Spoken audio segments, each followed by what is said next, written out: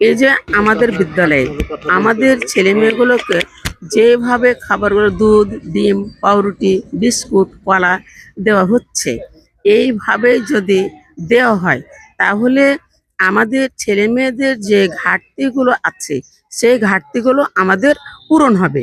সব বাবা মাই আমাদের এই ছেলে মেয়েগুলোকে এই ঘাটতি পূরণ করতে পারতেছে না।